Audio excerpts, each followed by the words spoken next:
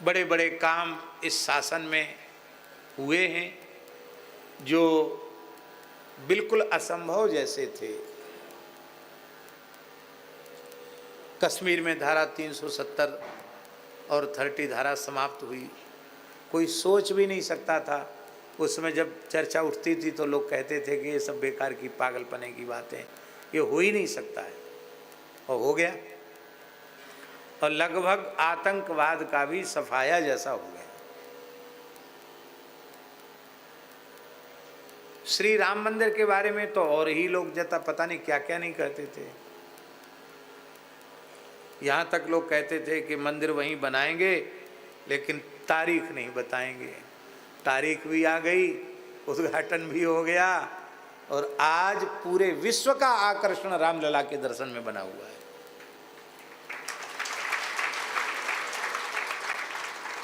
अभी कुछ समय पहले ये चल रहा था कि भाई ये वक्फ बोर्ड वाला कैसे ख़त्म होगा, ये तो हो ही नहीं सकता है, क्योंकि कुर्सी के लालची और तुष्टीकरण ही जिनका एकमात्र सिद्धांत है, उस विचारधारा के लोगों ने तो देश को पता नहीं कहाँ ले जाकर खड़ा कर दिया था। और लोग कहते थे कि ये तो जानबूझकर सरकार में न रहने के डोल कर रहे हैं, वो प्रस्ताव गिर जाएगा और सरकार गिर जाएगी, फिर पता नहीं क्या होगा। लेकिन भगवान की कृपा हुई, वो भी ठीक हो गया, पारित हो गया बहुमत से, पूर्ण बहुमत से राज्यसभा में भी पारित हो गया। और इतना ही नहीं, इतनी बड़ी संख्या उत्तर प्रदेश में है, लेकिन गोरक्ष पीठाधीश्वर योगी बाबा बैठे हैं, किसी ने चू नहीं किया। मध्य प्रदेश में भी किसी ने चू नहीं किया, महाराष्ट्र में भी कुछ नहीं, गुजरात में भी कुछ नहीं। हाँ, पश्चिम बंगाल में उपद्रव हो रहा है। ये तो होगा, कब तक होगा? तब तक रहेगा उपद्रव जब तक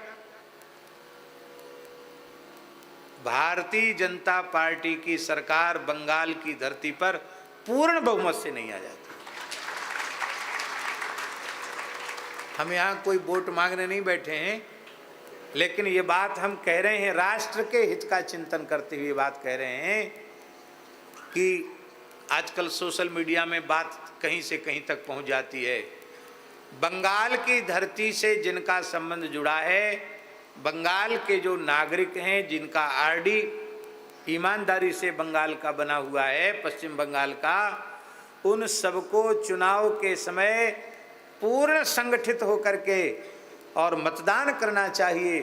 बंगाल को बचाने के लिए मतदान करना चाहिए। बांग्लादेश जैसी, और अभी भी हिंदू अल्पसंख्यक नहीं है, वहां बहुसंख्यक है हिंदू, पर बटा हुआ है। इसलिए बंगाल में जो भी लोग हैं हिंदू सनातनी विचारधारा के, उनके मतों का पूर्ण ध्रुवीकरण होना चाहिए और उस सत्ता का सफाया होना चाहिए, और भारतीय जनता पार्टी की विचारधारा की सरकार पूर्ण परिपूर्ण बहुमत के साथ वहां आनी चाहिए। नहीं तो और अधिक उपद्रव वहां होगा।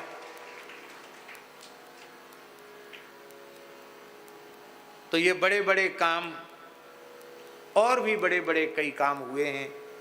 राष्ट्र का चहुमुखी विकास कैसा हो रहा है, हुआ है, कितनी शासन के काम में पारदर्शिता है, ये सब बातें तो आप सब प्रत्यक्ष देख रहे हैं, उसमें प्रमाण की आवश्यकता नहीं है।